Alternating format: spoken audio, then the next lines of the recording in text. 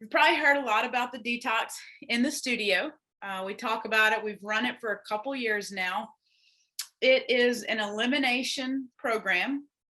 So what we do is we pull out foods that are inflammatory or cause your blood sugars to spike over the period of 10 days. And then you have a reintroduction period after that to see how those foods affect you. A lot of these foods are either cause blood sugar spikes, inflammation, are addictive, or are the most common food sensitivities like gluten and dairy. So you have some wiggle room in certain areas on this. On when I give you the list of things that we're going to eliminate for 10 days, there's a little bit of wiggle room in that. And there's two pathways that you can take on the detox. There's the weight loss path, and then there's the I just want to jumpstart on healthy eating path. And the difference in the two is not great. It's just that if at the end of this 10 days, you feel like you're going to be really upset that you didn't lose weight after all the effort you put in, then you want to take the weight loss path. If you're like, I'm not going to be so obsessed with the scale doesn't really matter. I just need to get control of my cravings and feel better and have more energy.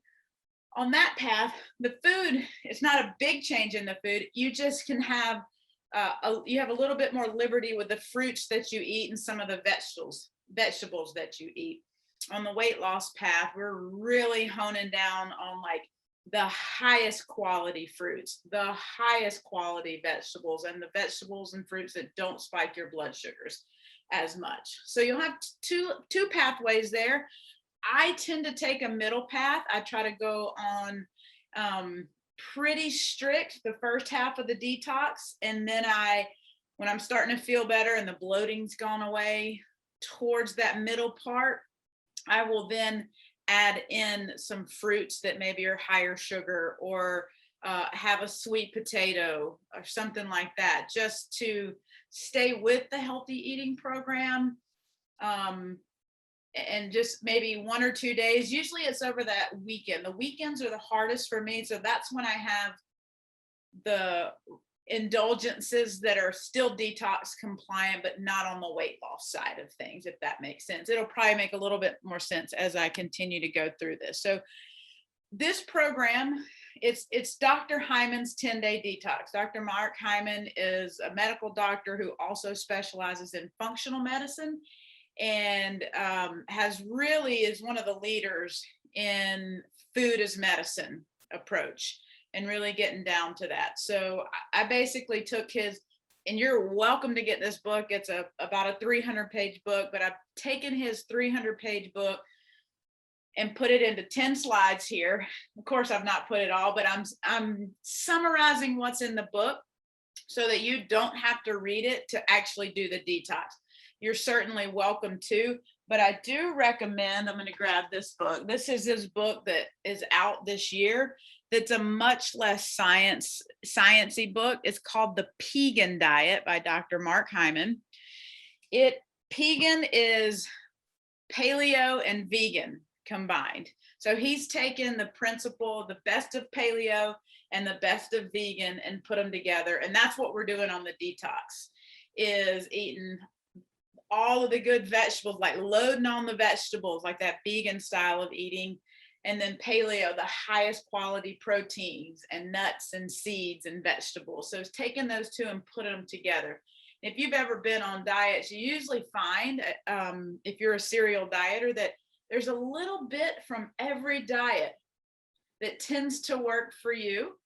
That's what he's taken, is these two pretty quality programs and the best pieces of them to make it a program that you can do. And this 10-day detox is the jump start.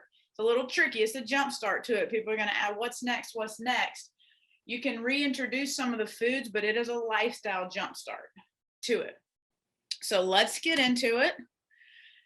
So what we know is the quickest way to change your life is to change how you eat, how you exercise, and how you rest. Those three things will make profound positive impact on you. And all three of those things affect your hormones that are related to metabolism, appetite, and fat storage. So metabolism, appetite, fat storage, all affected by how you eat, how you exercise, and how you rest. The main things we're working on this 10-day detox is how you eat. If you're part of Studio 348, which everybody on here is or has been, the exercise piece we do at Studio 348, exactly what he recommends. He recommends strength training and interval cardio training.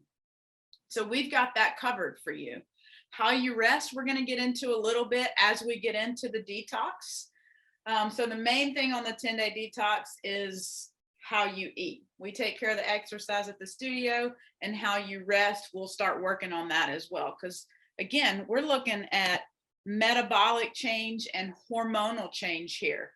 So if you've ever done different diets and different food programs, whether it's restriction or deprivation, willpower will get you a little ways, but willpower is no match for hormones. You can't out discipline or out willpower your hormones. So what we want to do here is live a lifestyle that regulates those hormones, so you're not constantly battling cravings and battling sugar addiction and hunger all the time. We want to get that regulated.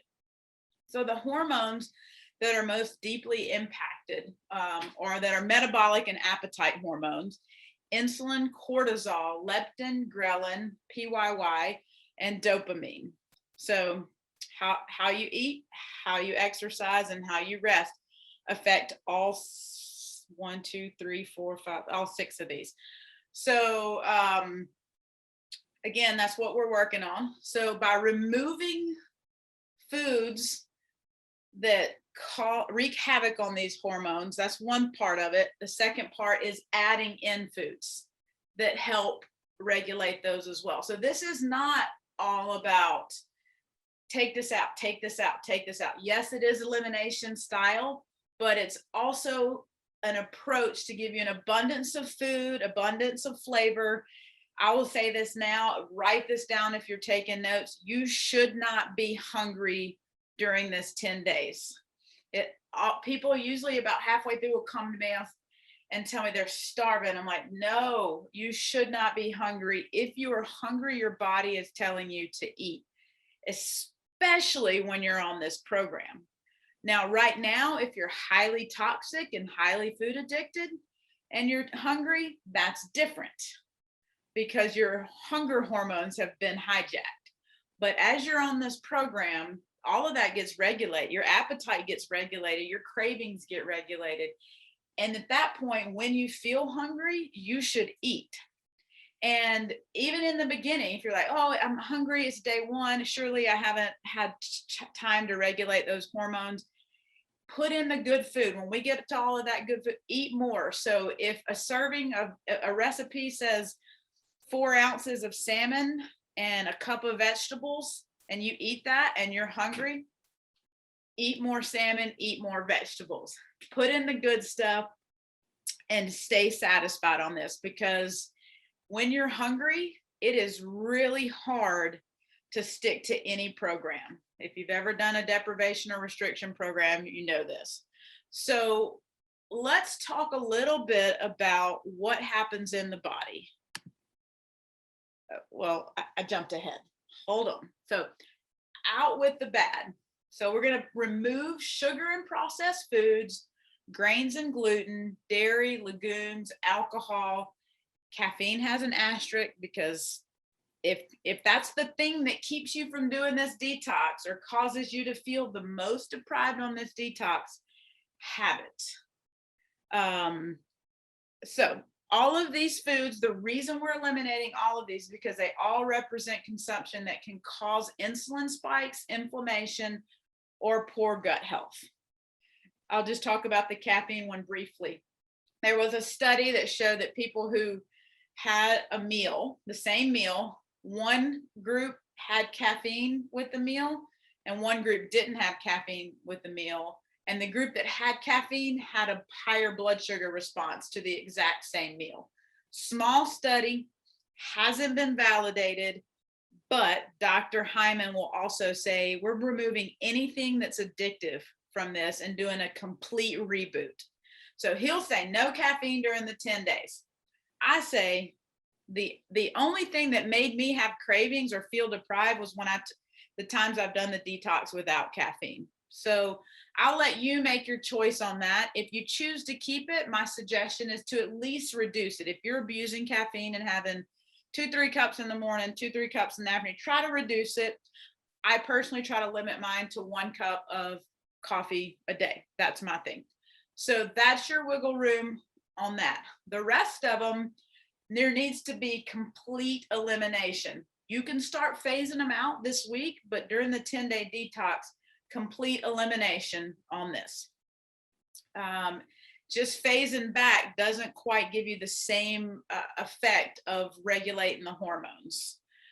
So why are we so focused on regulating the hormones? By the way, I'm going to give you all a copy of this PowerPoint. So don't try to memorize and read this. Actually, it kind of even makes me dizzy to look at it. So everything on that list, sugar or added sugar, processed foods, grains, legumes, everything on there leads to either insulin spike or inflammation. So why do we care about an insulin spike? So when you eat an insulin spiking food, your pancreas produces insulin. Insulin is a fat storage hormone. So as soon as you eat that food, it doesn't matter what you eat following, you have put yourself into fat storage mode with that. So we want to keep insulin levels balanced. We don't want the spikes there. So that's what we're trying to do, is balance out those blood sugars, because if you're in fat storage, it doesn't matter whether you're eating burritos or broccoli, you're storing it, right? So we want to get you out of fat storage, because the fat cells are where we store all of our toxins as well. Then on top of that, if you continue to have these spikes in insulin, you can become insulin resistant. And at that point, your body doesn't stop producing insulin because it's resistant to it. Your body actually produces more insulin. It's like, oh, I'm producing all of this insulin to regulate the blood sugars. It's not working. I must not have produced enough. Let me shoot out some more fat storage hormone. So that's why we're pulling this out. We need to get that regulated. And then the next thing on top of that is when you have the presence of insulin and insulin resistance, you get into leptin resistance. Leptin is the brake on your appetite. That's the thing that tells you, hey, stop eating, you're full. If you're resistant to that, your body's not telling you you're full. So then you keep eating on top of that. So you're in fat storage with the inability to get full or satiated. So you eat even more and then store all of that. So that's why we're pulling a lot of these things out, because we want to regulate that, because then your appetite, your body starts telling you you're full, and you pull yourself out of fat storage mode.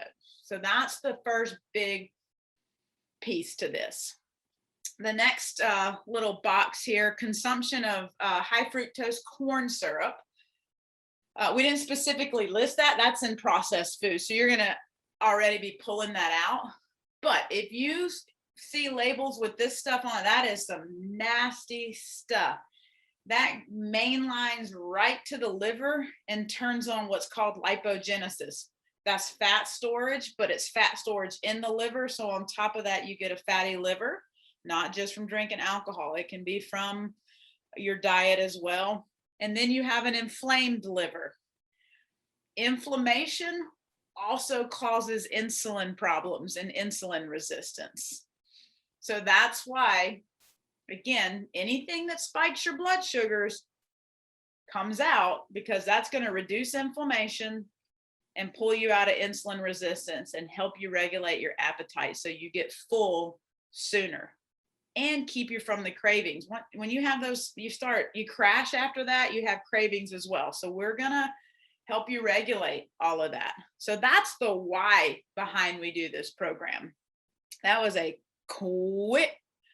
rapid fire run through of that. But again, if you want to know more details of that, you can get the books. I can tell you about it, all of that. Okay, so again, we're removing foods that spike insulin, cause inflammation, or promote poor gut health. All of those categories we talked about, and we'll repeat them. So why does gut health matter? Because they've found, and this has been like in the last 20 years, huge body of research, and they found that there's 500 species of bacterial bugs that influence digestion, metabolism, and inflammation. So a thing that Dr. Hyman says, and I actually need to put this in quotes on this, is your weight may be controlled more by what your bacteria eat than by what you eat. So different bugs thrive in our system based on what we feed them. So that's how they live, is what we feed them. So whole, real, fresh foods, that's what allow the good bacteria and the good bugs to grow. And that last bullet point, good bugs can consume up to 50% of your caloric intake, leaving less food for you to absorb. So your metabolism and your ability to burn through calories is directly linked to your gut health. So all of the things we eliminated, those are just feeding those bad bugs. All of the stuff that we're about to tell you about to add in, that's feeding the good stuff. So when you're eating that healthy stuff, try not to think of it as a chore. Sometimes when I'm pushing down the broccoli or asparagus, it feels a little bit like a chore, but I have to remind myself that that's medicine. That is feeding these bugs. That is improving my gut health, which in turn is actually improving my long-term metabolism. So a question I want you to ask yourself when you're thinking about a food, is this harmful or is this healthful? And you're going to know that by the end of this detox as we do this. Okay, so what we're going to do, we're pulling out the sugar and processed foods, the grains and gluten, the dairy, legumes, alcohol, and caffeine. With that, there's going to be some withdrawal symptoms. Anytime anybody's done a detox from food, alcohol, drugs, you have withdrawal symptoms. The more toxic you are, the more intense those symptoms will be. But you can combat that by putting in all of the good food, all of the greens and healthy fats and good proteins. You can combat that. Symptoms we found when we've run the 10-day detox, I think the longest anybody's had symptoms was about 5 days. Most people come around that corner around day 3 or day 4. And again, we ran this detox for a year or so where everybody removed caffeine. And I think a lot of that is coming from caffeine withdrawals on that. And then the sugar and processed foods, caffeine are the ones that really, I think, cause the biggest detox symptoms. Let me see, I can't remember if I did a slide. I did not do a slide with symptoms, but symptoms could be headache, fatigue, irritability, cravings, flu-like symptoms. They call it the sugar flu. When you remove, if you've had a lot of sugar in your system and you removed it, you have flu-like symptoms. So that's why they call it the sugar flu. So don't be surprised if the first couple of days, maybe you have a little nasal drip. You just don't feel good. But I promise you, when you turn the corner, you turn that corner and you'll be thanking me. At least that's the experience that I've had through this 10-day detox. Usually the first half of the detox, people kind of come in the studio and they see me and they kind of give me a little bit of a side eye and they're like, meh, I'm on the detox. I'm a little tired. Then about the second half of the detox, the emails start flooding in. Thank you so much for introducing this program. I've had more energy. I feel great. I'm sleeping better. My workouts are better. The inflammation in my elbow is gone. My knee feels better during the workout. It gets better, I promise. But I can't lead you into this without letting you know that there is probably going to be some withdrawal symptoms, but we're doing this as a group. I'm going to be doing it with you. I'm going to be experiencing it, and we'll get you through it. All right. So I've talked to you about the why over and over again, how we're going to do it. So what's next? We've got 3 phases to this detox. The prep phase, which we're in right now, and will be for the rest of this week. Start the detox on Monday the 19th. And then we have a transition phase, which you'll get communication from me about the transition phase as you close in on the final part of the detox. So what's next after I finish my little talk tonight? What do you do? I'm going to send you a bunch of information. I'm about to pull it up and go through a little bit, but I'm going to send you this. I'm going to send you a bunch of stuff to read and how to actually start preparing. And then Thursday night, we're back on at 7. This is the one that's optional. I'm going to be here for Q&A. So as you read through the material, you're like, oh, wait, does this count as X, Y, or Z? Can I have this on the detox, or is this product compliant with that? That's where you come on Thursday night, ask those questions. You can also email me questions if you can't jump on Thursday night, but generally it's good. We have a pretty good productive conversation for everybody on Thursday. A lot of questions get answered for people, and people that have done the detox, sometimes I'll jump on and share their stuff as well. So what are we doing? We're going to read the packet. You're going to start looking at the recipes. I'm going to give you lots of recipes from the book. Start planning your meals. Start phasing out some of these foods. Clean out your kitchen and pantry of the gunk, and then restock it with the good stuff. I've got lists for all of that. So let's get to that. Oh, and let me say before I forget, people get really excited about this detox, and during the prep phase kind of start doing the detox, and then they're all of a sudden doing the detox by themselves. And I have found over the last couple of years that those who try to do the detox on their own don't have quite the success as when you do it in a group, because we're all going to be in a group. There's an app that we're going to use where I'm in that app talking to you daily. Questions are posed in there by the group. There's probably the same questions you have. It's not a group text. Don't worry, you're not going to get 700 pings on your phone. It'll be an app that you can look at when you want to. So it's very helpful to do this as a group. There's powerful impact in the group support of that. But if you're like going on a all-inclusive vacation during the 10 days and you want to start tomorrow, that's different. But my thing is start phasing out now, get really prepared for this, and you'll really have a more successful detox. All right, the thing you're going to get from me if you haven't done the detox before is this checklist. All right, so checklist for the prep phase. We're going to start cleaning out the fridge and pantry. You're going to plan each meal for 7 to 10 days, preferably for 10 days, but at least for the first 7. Start looking through those. Start thinking about what appeals to you. Go get the items from the kitchen essentials list. You don't have to get them all, but get the ones that you think you'll use as you start working through the recipes. Purchase supplements if you've opted for that. So if you've kind of looked into Dr. Mark Hyman and the 10-day detox before now, you will see that there are hundreds and hundreds of dollars worth of supplements that you can purchase. I did one detox where I did all of the supplements they recommended, everything as is, and then I did the detox without the supplements. I did not see a significant difference in my results or how I felt with or without the supplements. My personal philosophy on supplements is those should follow your blood work.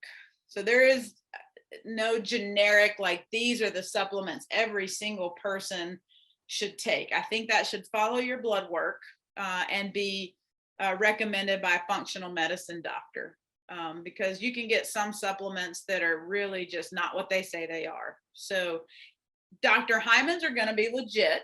If you're like, okay, these are the ones I need to take, I'm showing low B vitamins, sure, go to Dr. Hyman's website and get his B vitamin. It will at least, that's going to be high quality. So, but just don't take supplements just because they're part of something. A lot of this is, well, they got to keep making money somehow. I'll just put it like that. If you buy the book, then you're done. The supplements are the recurring income from that stuff. So do that how you will. I kind of leave supplements up to the folks who have studied it and are in that field. Okay, and then the next one is buy the ingredients for the Ultra Detox Bath. The Ultra Detox Bath is Epsom salts, baking powder, and lavender essential oil. Might be baking soda. I'll clear that up. It's the one in the little yellow box, whichever one that is. That's the one you want. So this is the part of that is it gives you some magnesium from the Epsom salts, and it's relaxing and it helps you sleep. The part that I didn't get heavy details into is how we rest. If you wind down well, you sleep better. And then the hormones that are affected by sleep, that leptin, that brake on appetite, you can become leptin. Yes, so as baking soda. Thank you. Need to change that. When I read it out loud, I'm like, powder doesn't sound right. Okay, so the how you sleep also affects your appetite was basically the point I was making. So that's part of the detox here, is that wind down at night with a healthy, relaxing bath. So we're still in prep phase. That's right now. So quit alcohol and all liquid sugars cold turkey. So that needs to start pretty quick. I know a lot of people plan right before you're about to start a new program or new diet. It's like, let me get everything I ever craved in my life out of my system and go ahead and have that now because I'm going to start next week. Please don't do that. If you must have one more meal, go ahead and have it in the next couple days, that meal, but really start phasing stuff out now. That will make your detox more successful, and just in general, you'll start feeling better sooner. So we're tapering off the caffeine, the processed food, other forms of sugar. Then it says get a detox journal.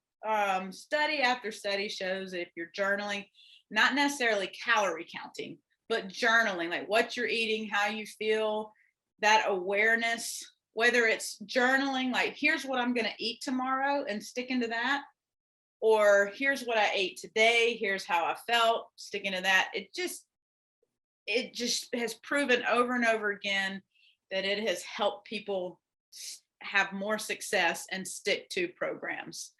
I'm a failed journaler. I always start out strong and tend to phase out towards the end of it, but it's also when I'm feeling my best. So try it, see if it works for you. Take your measurements, weight, girth measurements, blood pressure, whatever you want to see improve. And on that note, if you have high blood pressure, if you're on blood pressure medication or blood sugar medication, then check with your doctor before starting this program, because this program is designed to reduce your blood pressure and reduce your blood sugar. So the impact of the program plus the medication may reduce those too much. And those are life-threatening things. If your blood pressure drops too much and your blood sugars drop too rapidly, you don't want to do that. So check in with your doctor. No doctor has ever said don't do the diet. It's more about managing your medication as you do that. And then know the symptoms. Like if you start feeling lightheaded or dizzy, be aware of that. So check in with them, stay in contact with them.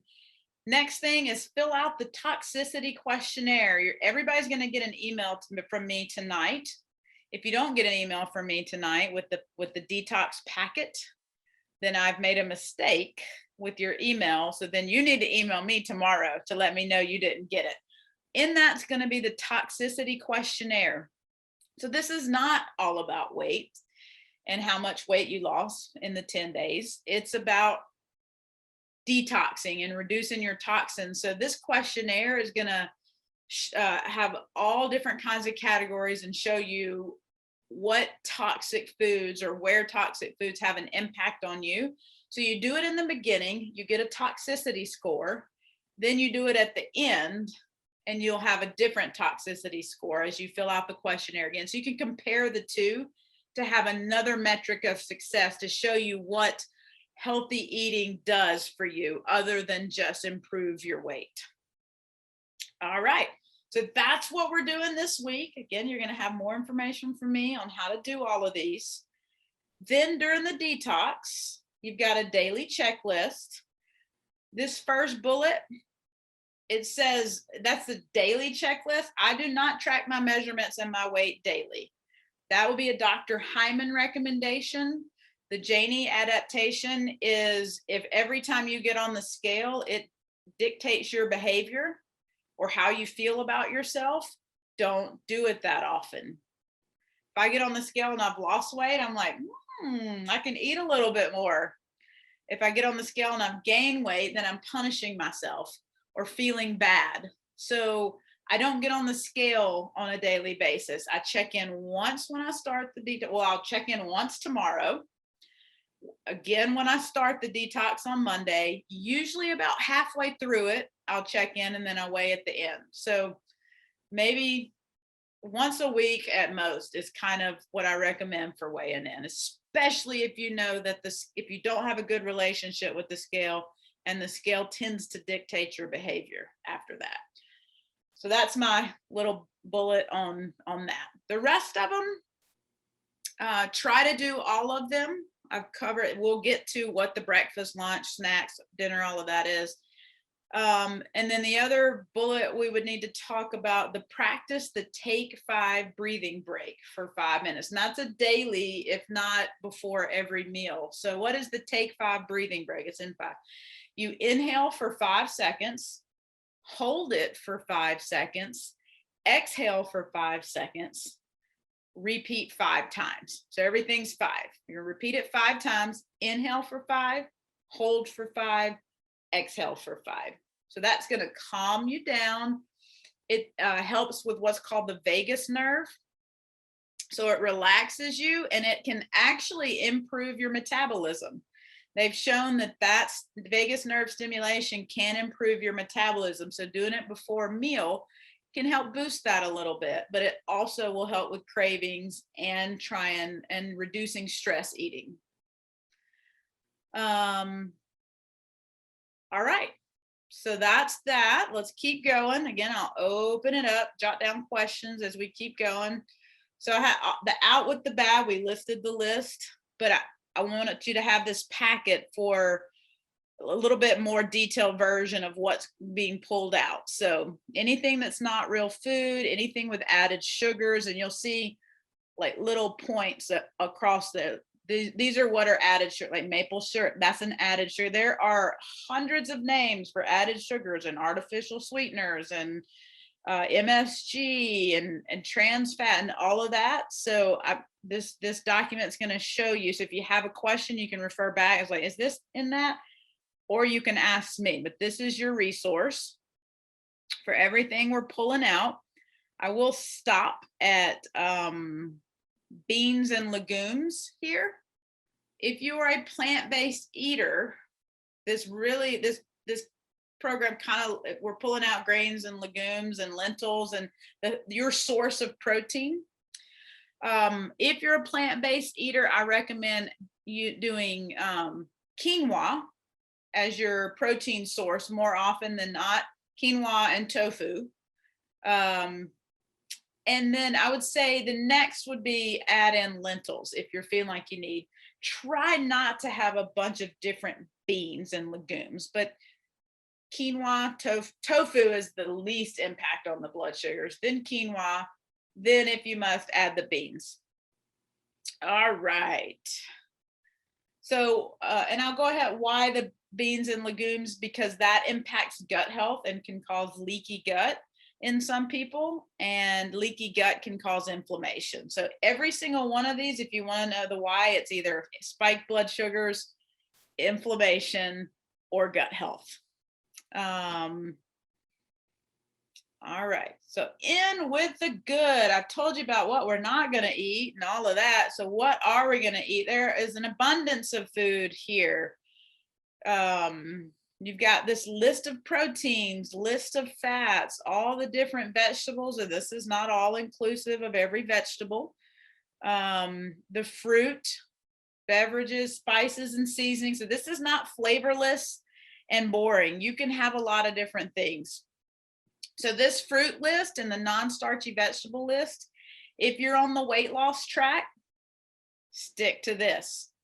If you're on the, I just want a good jump start track and not so concerned about weight loss right in the beginning, and you'll get to that as you reduce the cravings and feel healthier, then you can add in a few more starches and some different fruits to that. So that's the difference basically in the two tracks there. All right, so here's a snapshot of the overview.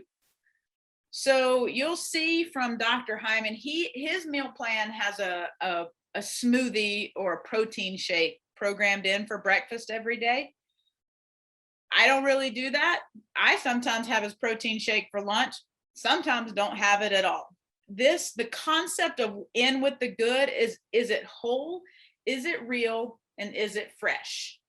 So if you've got all that in place and you made a stir fry that's compliant the night before and you want to have stir fry for breakfast, have stir fry for breakfast. There's no reason why you have to have this here. You can have breakfast for dinner, really, if you want. I wouldn't recommend loading up on fruit for dinner, but just the concept of it doesn't have to be breakfast food. But he has in several different shake options. Our clients tend to like the shakes. I get a lot of positive feedback about the shakes. I'm not a recipe follower, so I find them to be very overwhelming. But I take concepts. It's like, okay, half a cup of frozen wild berries, got it. Half a cup of frozen cranberries, didn't find those in the grocery store. So what other berry am I putting in there? That's how I operate. And then I might, he's got here pumpkin seeds, chia seeds, hemp seeds. I don't have all of those usually all at once. So I pick the seed I have and put it in there. So that's kind of how I play around with these. If you're a recipe follower though, and you got that here too. But if you're kind of like me and you get overwhelmed by all of that, stick with the concept, whole, real, and fresh. So that's an example of a shake. There'll be more. Then for lunch, there's going to be recipes, 2 options every day for lunch, 2 options for dinner. The core plan, which is your basic level protein and vegetables, and then you're going to have the adventure plan, and that's the more adventurous in the kitchen. So a little bit more complex recipe. You'll have those 2 options to choose from, or you can simplify it and build your own salad from there. And this shows you how to build it. So build your own bowl, basically. Dinner can be the same. Pick your protein, pick your vegetables, and go with it. Or you can follow recipes. All right. Next, you're going to get this and the recipes and the questionnaire. So this is something I created a while ago about just getting back on track after a holiday season or any time you just need a reset. So I'm going to get you that. All right. So there was a prep phase checkpoint that said clean out the fridge and pantry. Here's all the information you're going to need for that. These are the things that you're going to get rid of and or hide if you plan to reintroduce them, but try not to have them right in front of your face, so you have to tell yourself no and use willpower every day. And then the kitchen essentials list. These are the things, if you keep these things on hand, and in the pantry regularly, then all you have to do is add protein and vegetables, and you always have all the ingredients you need for a meal. So you don't have to constantly go out, oh, this recipe calls for this. If you have all of these things, you can make stir fries, you can make curries, you can make chilies, all kinds of different things by keeping this on hand as a lifestyle. Make it easy on yourself. I'm going to give you this to read, so let me just scroll through. I don't want to hold you here all night. The next few pages are all of the different ways that they write sugar on a label. So the food manufacturers get tricky and they keep changing it. So these are just some of the common names for sugars. And this is not the artificial and sugar substitute list. All of these come out. And I'll say this list is constantly growing, because then they're developing new ones, renaming something, getting rid of the sugar, alcohols, trans fat, and MSG. So I'm just going to keep scrolling because we're not going to go over these. This is for you to keep and take home. Just want to make sure that I get it. Yep, this is the part. So here's the the 10-day meal plan. You'll see day 1, breakfast, shake of your choice. There'll be a recipe, and then that comes with this. A mid-morning snack. Then you've got the lunch options with recipes, the core plan or the adventure plan, and you've got your dinner options with recipes that are included. So again, if you're like, I want to follow it exactly, it's right here for you. Or you stick with that build your own bowl, that protein and vegetable combo.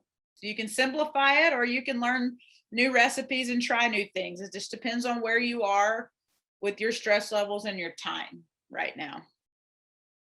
So each day you're just going to have this document. So that's pretty much it. So what I'm going to do now is open it up for questions from anybody. So you can unmute yourself and ask me questions.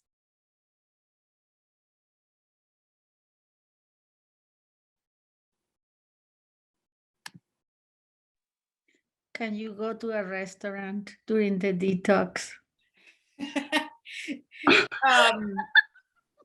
Restaurants are difficult.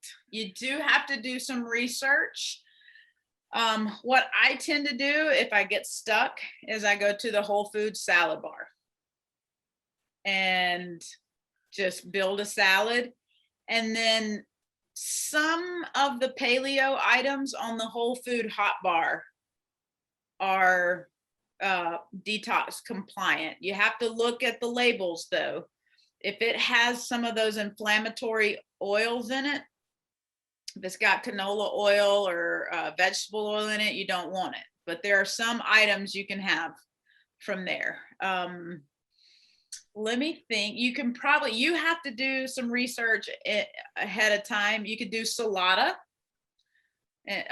where you pick all of that food and then get a good dressing. So you may have to go and like dissect a menu. Is it better to like postpone the restaurant outing? If you can postpone it during the 10-day detox, yes. Because will I ruin it? Will I ruin the progress? I have a thing that I have to go to. That's what my next question is. Do you have a big event? Are we talking about something that's unavoidable? If it is. No, I can move it. But it's been set up and I can move it. Well, if it's going to ruin the plan, I'll move it. Okay, so I would say do the research on what the restaurant offers, and you may find that they have something compliant. Restaurants are used to people questioning, so you may call in advance. I'll send you an email, and then you'll tell me. Okay, that sounds good. But this takes some research to know whether the food's, how it's going to be cooked, and whether it's going to work for you. Okay. Any other questions? What's the difference between the core and the adventure plan? The core plan is a very simplified version. So it has recipes with it, but core, the way Dr. Hyman describes it, is the core plan is just your basic recipe, your more simplified meal, and the adventure plan is for those who have the time to spend adventurous in the kitchen. Basically, you have a little more time to spend on the recipes and exploring the flavors. So one is more complex than the other. I And you noticed can mix and match. strawberries weren't on the list, and I always thought they were kind of one of those low glycemic kind of berries. Yes, that question comes up a lot. I believe that the reason that strawberries are on the list is because they are, if you're familiar with the Dirty Dozen and Clean 15, the Dirty Dozen is from the Environmental Working Group's list of produce that have the most contaminants on them. So I believe that's why strawberry is not on the list, because they've been proven to have lots of pesticides and contaminants. But I am not 100% sure why that's been left off. That's my assumption. And if you want to roll with that assumption and get organic strawberries and have them, I think that'll be fine.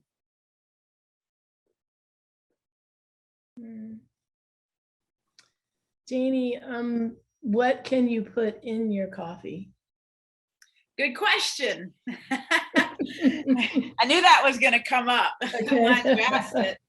This is what I put it. So you can put here. I'll pull this up in a second. It's kind of glaring. Okay. Any plant-based milk that doesn't have all of the binders and preservatives and stuff. So this is the most common one. It's called Malk. I don't know if you can see it.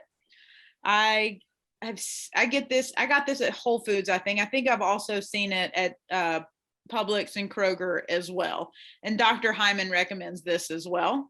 So this is one. It's an almond milk, unsweetened. The ingredients are filtered water, organic sprouted almonds, and Himalayan salt. So those are all whole, real, and fresh. My experience with this is that it's a little bit watered down. It does cut black coffee, but it's not the same if you've been using creamers, and it's not the same. But this is a good alternative to just going from a fancied up coffee to black coffee. I am experimenting with goat milk, because goat milk dairy is not inflammatory like cow's milk dairy. I have found that goat milk does feel as close to creamer as anything or half and half, which is what I like, than anything. I tend to, on the detox, try to get rid of all dairy, including goat's milk. But again, that's a little bit of wiggle room. If it's like I'm miserable, like even that I just still feel deprived, try the goat milk or the almond milk. But make sure it doesn't have any of the gums. They put a lot of binders in milk, and those gums affect your gut big time. Stevia. If you need to add a sweetener, stevia is the best. The idea is to reset your taste buds, and those things, putting that sweet, it affects your taste buds in general. So then fruit is less sweet. If you can remove it, I recommend removing it during the 10 days, and check in with me around day 7, 8, and 9 and tell me how much sweeter. And fruit becomes almost candy-like when you pull out all of that stuff. So if you must, have it. If you can pull it out, pull it out. The coffee section is the one that's got the most wiggle room on it. Any other questions? I know we're going to have, if you don't know what they are now, that's fine. You have my email, you'll have the packet. I'll be here Thursday. But if you have a question now, ask it. We'll get it in. You had in the list optional blood sugar monitor. Mm-hmm. Are all those the ones that you have to get the blood, or are there some that you don't? I don't know about blood sugar monitors. I believe there are some that you don't. Those are, I think, medical prescriptions. The ones that you could just get over the counter at a Walgreens would be the finger prick ones. So I did it on one of my detoxes, and kind of found it helpful. It's like, oh, okay, that fruit does affect my blood sugar a little bit, or that meal did impact my blood sugar. It's an optional thing, an optional measurement if you want to do it. Now, if you're on medication for your blood sugars, I want you to do it because I want you to stay safe. I was just curious, like if there are things that you can track and Yeah, you can get one at Walgreens or CVS that'll track it. And then the bath is every evening before bed. We have to get into the bath. It is a recommendation for the appropriate rest and wind down. Yes.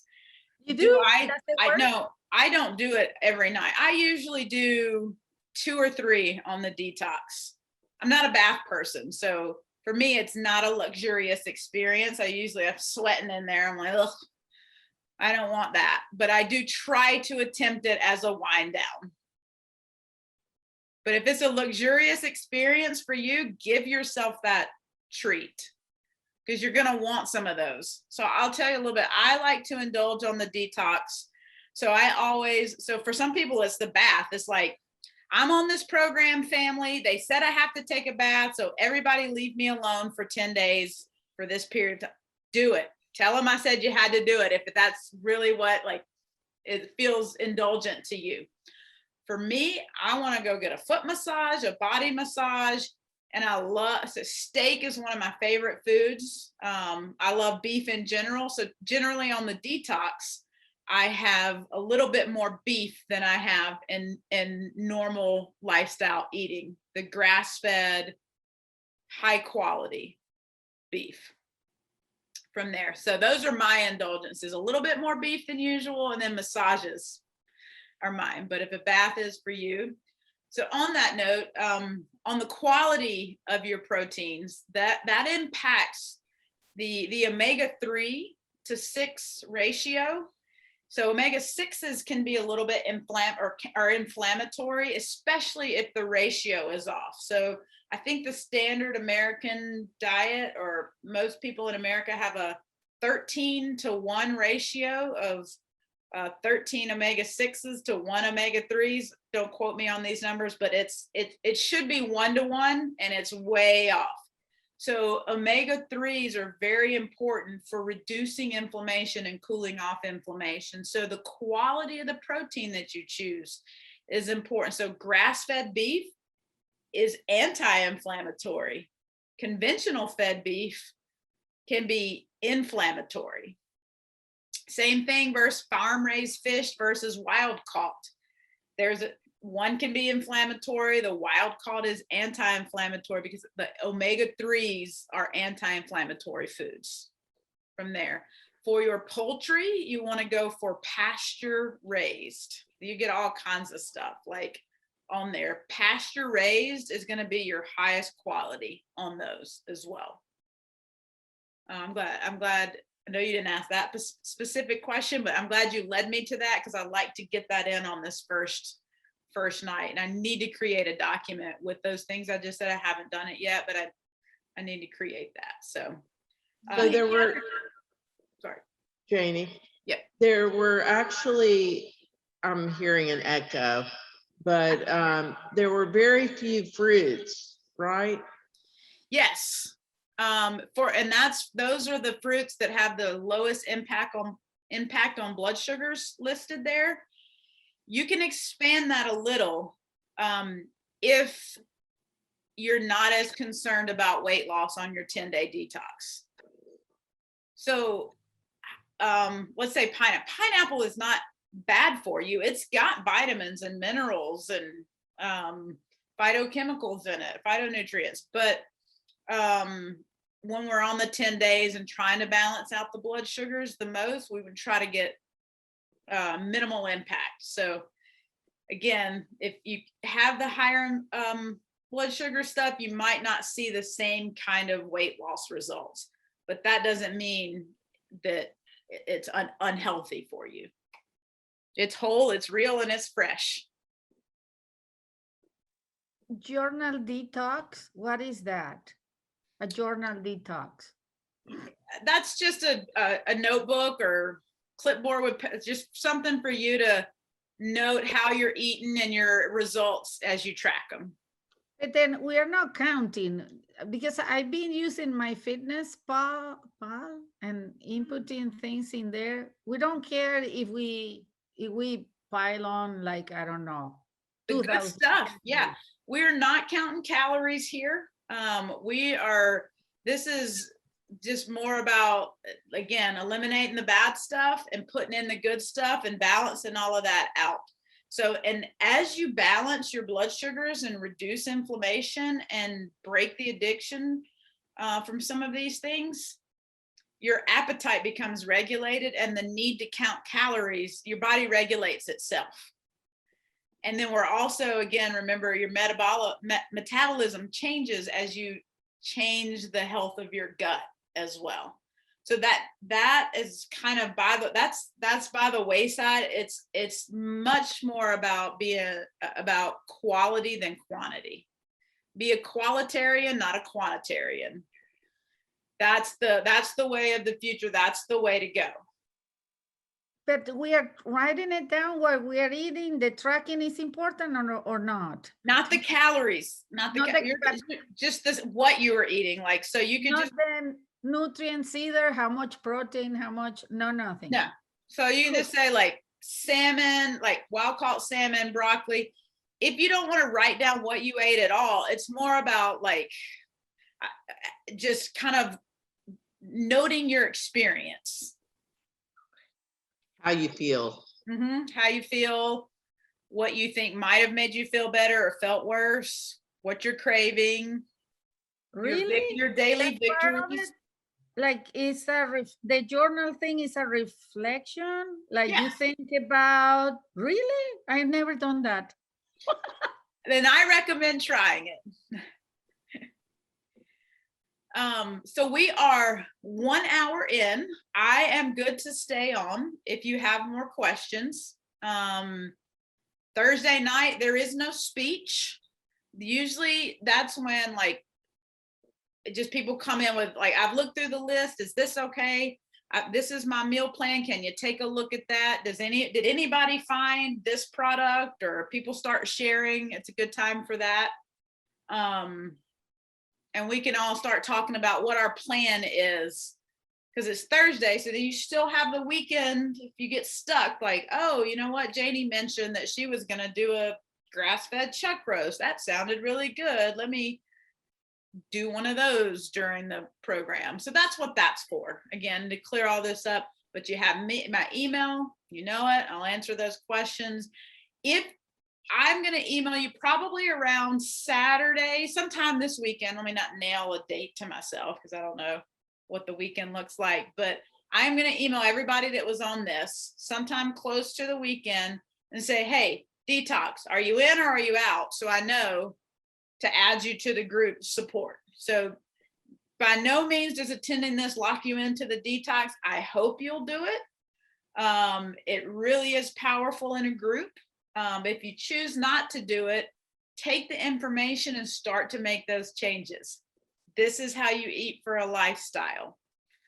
Okay. Thank y'all so much for coming on. Thank you. And Thank you, Janie. we'll see you soon. Thank you. Bye. Tomorrow. Yep.